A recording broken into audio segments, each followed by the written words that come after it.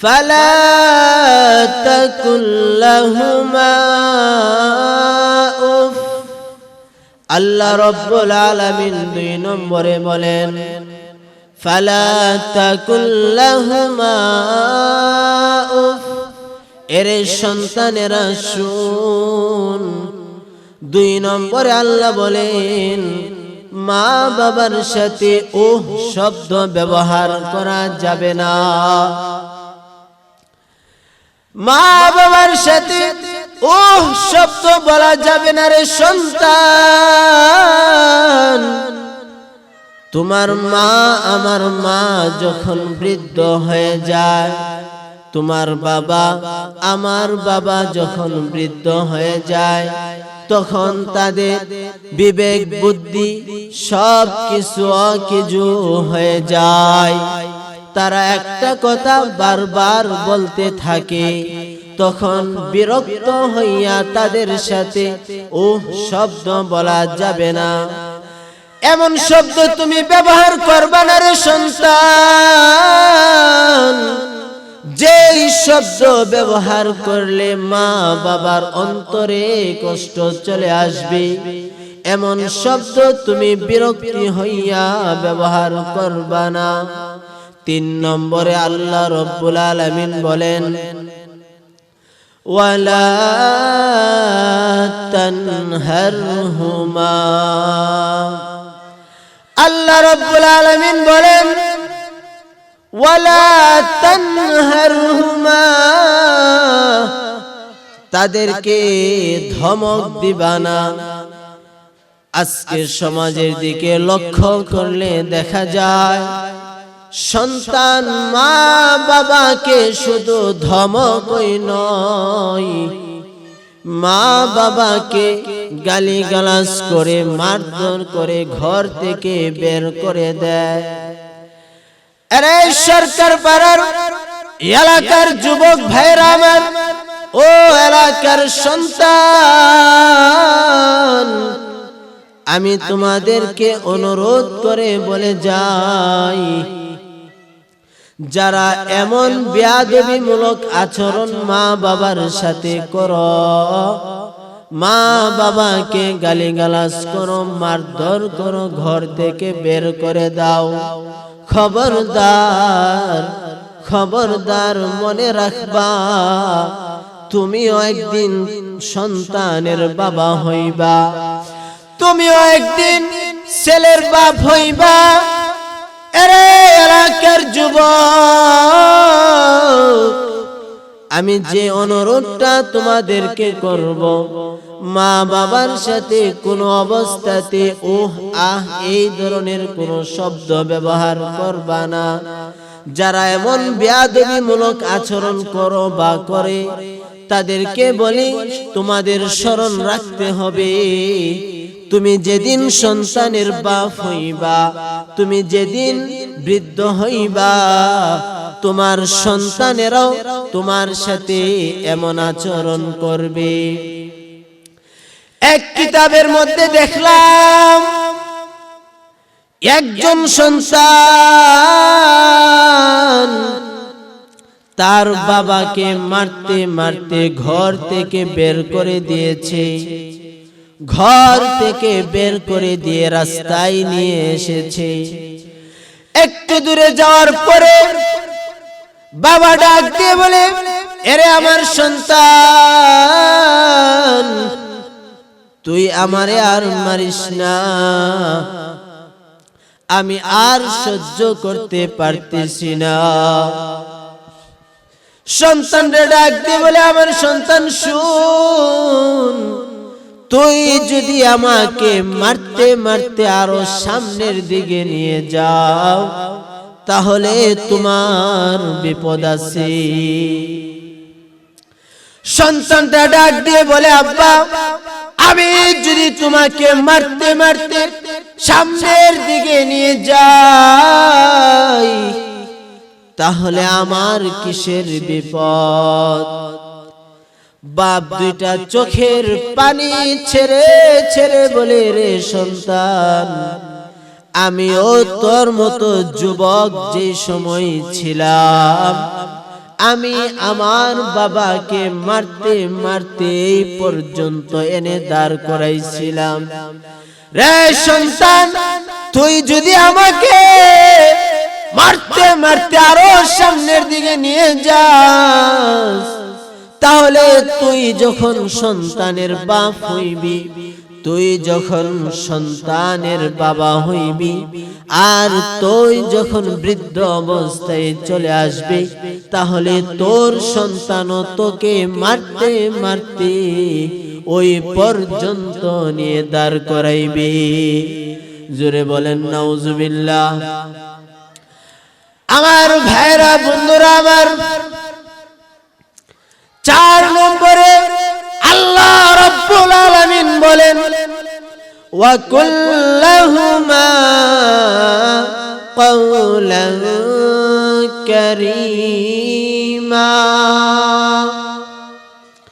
4 নম্বরে আল্লাহ রাব্বুল আলামিন বলেন, মা বাবার সাথে নম্র সুরে ভদ্র ভাষায় প্রেম মাখা, আদর মাখা, ভালোবাসা মাখা কথা বলবা। মাকে মুখটা ভরে ভরে ডাক দিবা, মা মাগো, এমন ভাবে মারে ডাক দিবা যাতে মা তোমার ডাক শুই না, আব্বা তোমার ডাক শুই না, তাদের অন্তর দিল ঠান্ডা হয়ে যায়। 5 নম্বরে আল্লাহ রাব্বুল আলামিন বলেন, ওয়াখফিদ লাহুমা জানাহায যুল্লি মিনার রাহমা।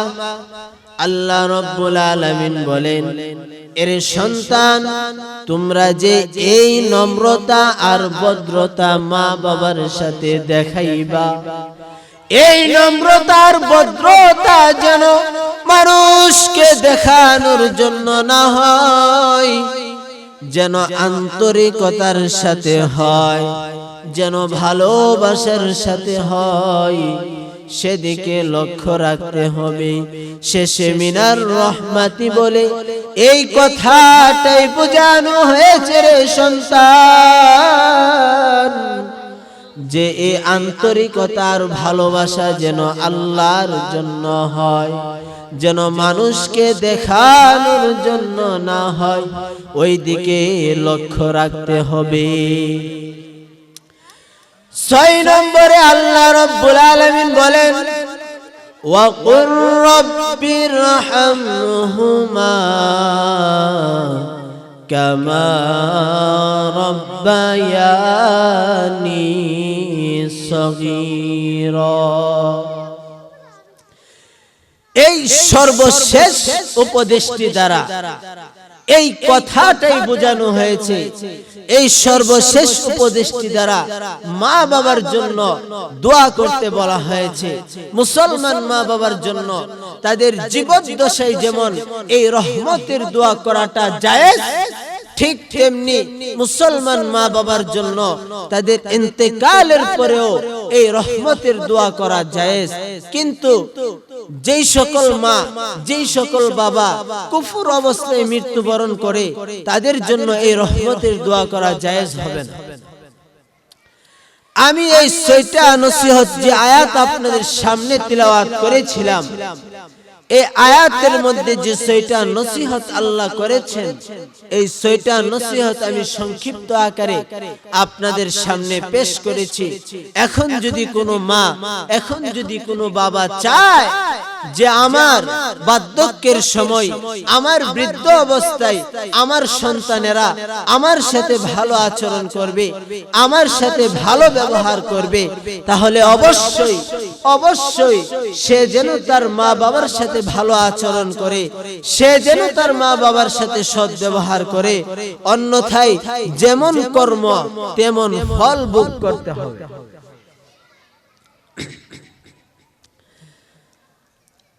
আমার ভাইয়েরা, মা বাবার সাথে সৎ ব্যবহারের গুরুত্ব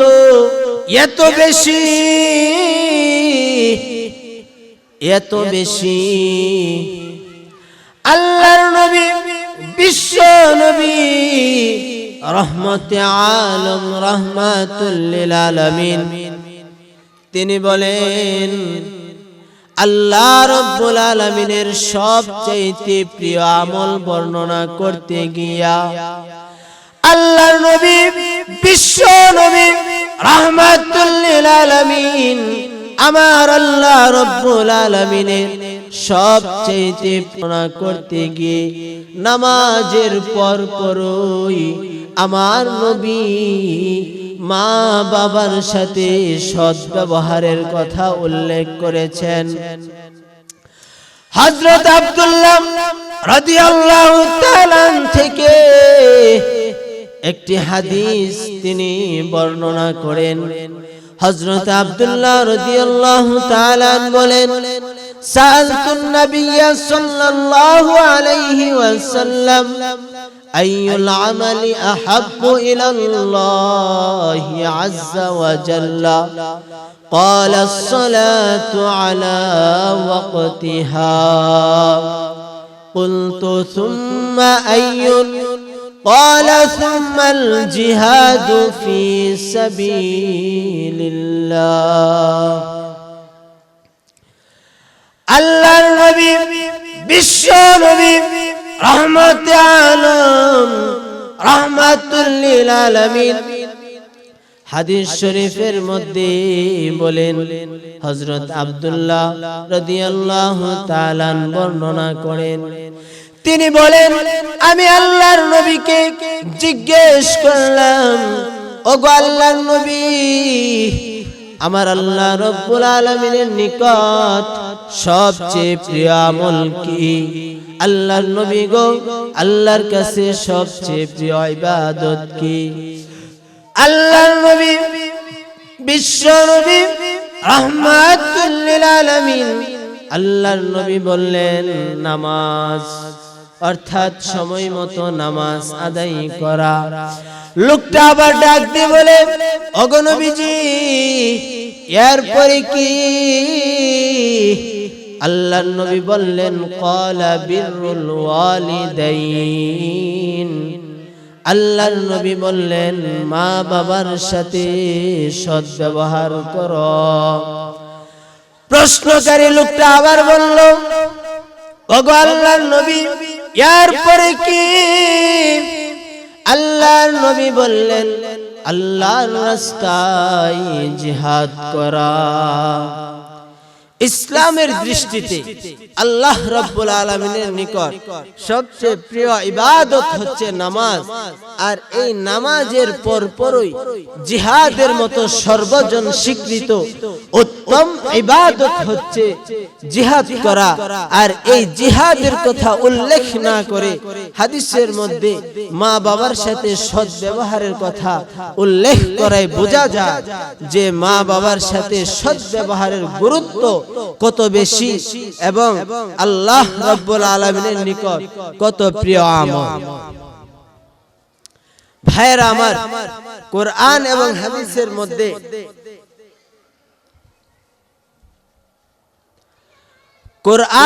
হাদিসের মধ্যে মা বাবার সাথে সদ্ব্যবহার এবং মা বাবার খেদমতের বিষয়টা সমান সমান আলোচনা করা হয়েছে।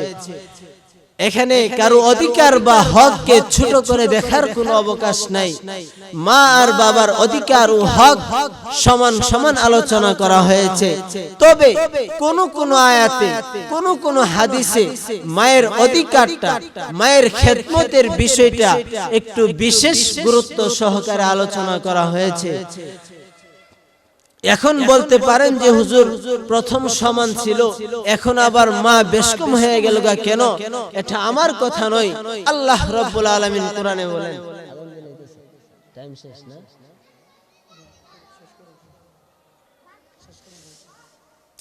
আল্লাহ রাব্বুল আলামিন কোরআনুল কারীমের মধ্যে বলেন وَوَصَّيْنَا الْإِنسَانَ بِوَالِدَيْهِ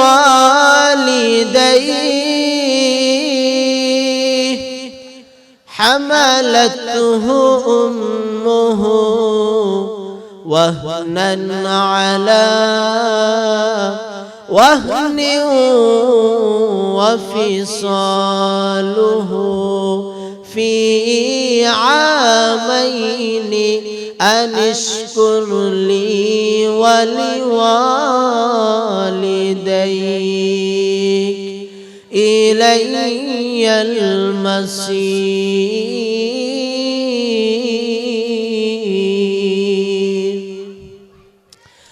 আল্লাহ রাব্বুল আলামিন বলেন, আমি মানুষকে তার মা বাবার সাথে সৎ ব্যবহার করাকে জোর নির্দেশ দিয়েছি, কারণ তার মা তাকে কষ্টের পর কষ্ট করে গর্ভে ধারণ করেছে। যখন দুধ ছাড়ানোর 2 বছরের হয়, আমি তাকে নির্দেশ দিয়েছি আমার প্রতি এবং তার মা বাবার প্রতি কৃতজ্ঞ হওয়ার জন্য, আর অবশেষে আমার ওই নিকট ফিরে আসতে হবে।